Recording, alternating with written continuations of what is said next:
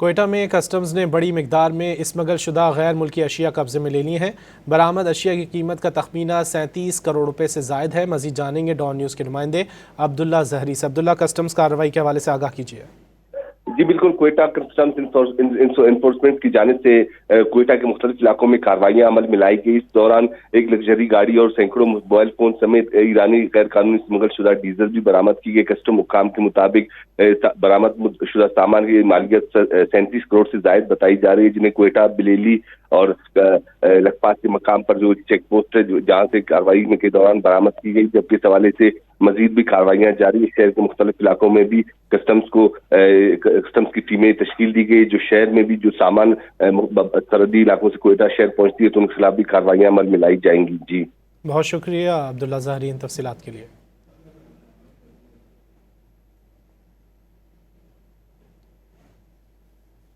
لاہور میں عوام کو مہنگائی سے ریلیف دینے کے لیے سہولت بازار تو قائم کر دیے گئے، لیکن شہری تاحال ریلیف سے محروم ہیں۔ سبزیوں اور پھلوں کی قیمتیں بدستور آسمان سے باتیں کر رہی ہیں۔ اسی پر بات کرتے ہیں نمائندہ ڈان نیوز نعمان لیاقت سے۔ نعمان، قیمتوں سے متعلق شہریوں کا رد عمل کیا ہے؟ دیکھیں جی، لاہور میں سہولت بازار تو قائم کر دیے گئے ہیں، لیکن شہریوں کو اس طرح سے